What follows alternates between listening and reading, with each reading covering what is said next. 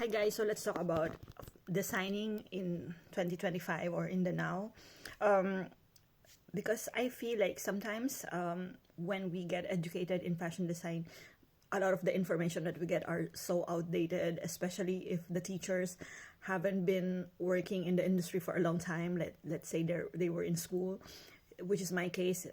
I had no idea what's going on when I was in school and I was teaching the students, and I was simply telling them what I experienced for myself, which is like 10 years ago, 5 years ago, and it's not as current now. And also, perhaps they haven't started to build their own brand, which is also another story.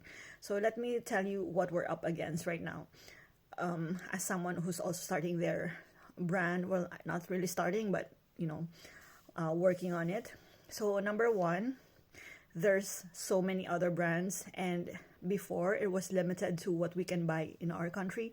Now we can buy abroad, we can buy across countries, across continents, things like that. So the competition is immense. And I know a lot of small startups, they would start copying from something from Australia or something like that, thinking we couldn't find it from here, but that's not the case anymore. I even saw some small brands in Instagram fighting, like, whose idea was this before. Like, guys, it doesn't matter. Anybody can copy anything that is on public view. Anybody can copy, and anybody can make 100 of it. It's not anymore a matter of who made this first. It's about who can come up with the idea the soonest, produce it, and sell it, and who can reach out to more clients faster. So this is what we're up against. Second, there's secondhand market. So this secondhand, Vinted, those online shops that you can buy a secondhand. Maybe not everyone is into this, but there more and more people are considering this given our economy, the instability of the situation.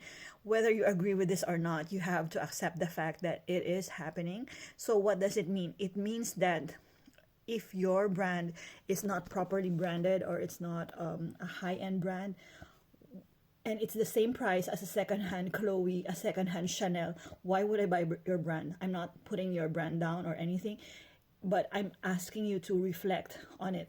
So given this, and this is good quality craftsmanship and everything, and the image that it gives, so those kinds of things, what will stop a person from buying this? Okay, except for the fact that maybe they're not into secondhand things, like, oh, I don't want to wear something that somebody has worn, something like that. But this is very minor now compared to before. Like before, like, you can really, there's a certain type of group of people who will really go into vintage stuff, but not anymore.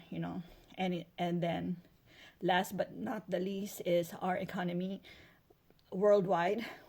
No matter where your location, we are all affected. And I guess the fact with the COVID and everything, people are more reflective now about their choices.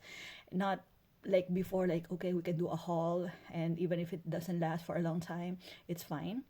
I also want to address, some of this content creators, especially, like, commenting on this one is bad, this is not good quality, oh my god, who will buy this? Some people could only afford this price range. We don't care about the fabric composition and everything. This is what will fit me. This is what will work for my occasion. It's with my budget. It's within my reach. You can spend 100 days making the perfect white t-shirt. If it's more than $20, I'm not gonna buy it. So please don't be so delusional.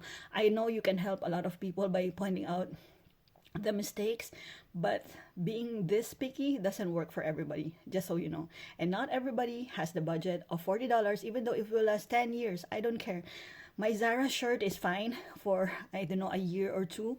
Then I'm gonna buy a new one, and and it's okay. By the way, the COS t-shirt, I went with the trend. It is good. It's fine. Okay. I like it, but I don't see any much difference from a Uniqlo or a Zara t-shirt. I just went for the trend. I'm like, okay, let's see what I'm really missing. Am I gonna buy a new one? Probably, but I'm probably gonna buy their menswear pack, which is like much lesser, and they have a 3-in-1 pack. I don't know why they don't do the same thing for the women's wear. So anyway, that's just my thing. So I feel like this is the issue now, and so as freelance fashion designers, we need to be more reflective of what we come up with. Um, Not to mention, okay, this is a really important fact. Like we are putting so many things. If they are not consumed, it will go where? In the waste bin, in the and we don't want to add that because ready-to-wear industry has already been contributing a lot with the garbage and everything. So environmental reasons. So this is also why I'm like, for my own brand, I want to be more reflective of the things I come up with. I don't want to just be unintentional and just create and create and create. So anyway, this is where I'm coming from as a fashion designer myself. What do you think? Au revoir.